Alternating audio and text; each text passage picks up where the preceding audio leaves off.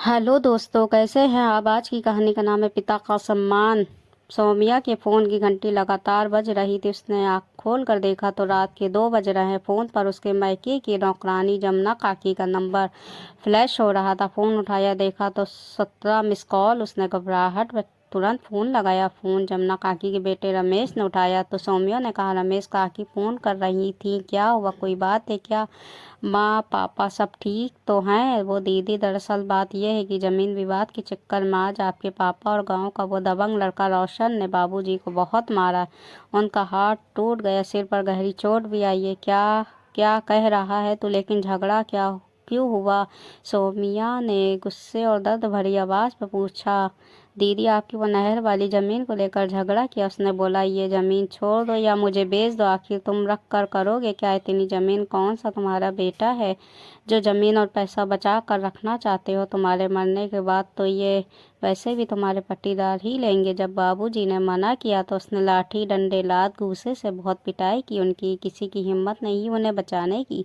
साथ ही उसने धमकी दी कि अगर कोई शिकायत दर्ज कराई तो वो उसके पूरे खानदान का नामो निशान मिटा देगा।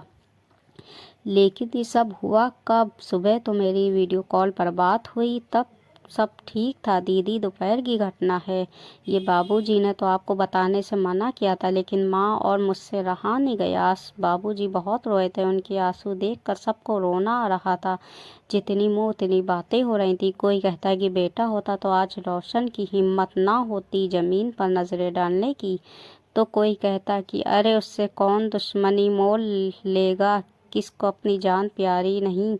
सौम्या की आंखों से झलझल आंसू गिरने लगे। उसने फ़ोन काट दिया। उसके रोने की आवाज़ सुनकर बगल में सोए उसके पति अमन ने कहा, सौम्या, किसका फ़ोन था, क्या हुआ, बताओ तो सही। सौम्या ने रोते हुए सारी बात बताई तो अमन ने कहा, तुम रोना बंद करो, मैं अपने कुछ परिचय के दोस्तों से बात करता हूँ। वो कल बाबूजी के साथ जाकर पुलिस कंप्लेन कर देंगे। रोते हुए सौम्या ने कहा, एक बात पूछूं, बुरा तो नहीं मानोगे। अमन, नहीं, पूछो, क्या पूछना है। सौम्या ने कहा, अगर कोई तुम्हारे पापा के साथ ऐसा करता तो भी तुम यही करते। अमन ने तब कहा, मेरे पापा को अगर कोई हाथ लगाए तो मैं उसका हाथ उसके शरीर से अलग कर दूंगा। इतना ही नहीं, मुझे खुद को नहीं पता कि मैं उसकी क्या हालत कर दूंगा। सौम्या ने कहा, ठीक है अमन, मुझे मेरा जवाब मिल गया। अब मैं आज सुबह ही गांव जाऊंगी। अमन ने कहा, ठीक है, मैं भी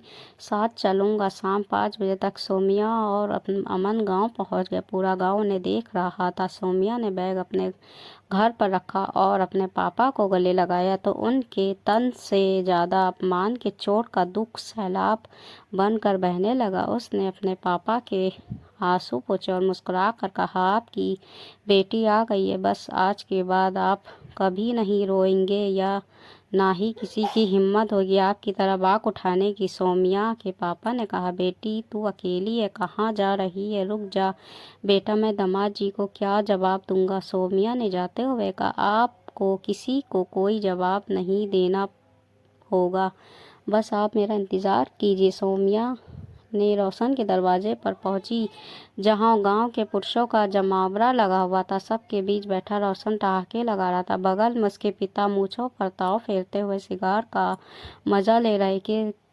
कि तभी सौम्या ने सबके बीच जाकर लगातार रोशन को एक साथ कई तमाचे जड़ दिए। अचानक पड़े थप्पड़ से वो जमीन पर गिर गया और वहां बैठे सभी आदमी सन खड़े होकर देखने लगे। कॉलर पकड़कर रोशन को सौम्या ने जमीन से उठाकर आंखों में आंखें डालकर कहा, ये थप्पड़ मैं चाहती तो तेरे सामने तेरे बाप को भी मार सकती थी, लेकिन तब तेरी और मेरी परवरिश में कोई फर्क नहीं रह जाता। तेरी हिम्मत कैसे हुई मेरे पापा पर हाथ उठाने की। हाँ, अब उठाकर हाथ देखूं तेरी मर्दानी कितनी है। तू शायद भूल गया, जिस पर तुमने हाथ उठाया उनकी एक बेटी है जो तुझ जैसे 11 बेटे पर अकेले भारी है।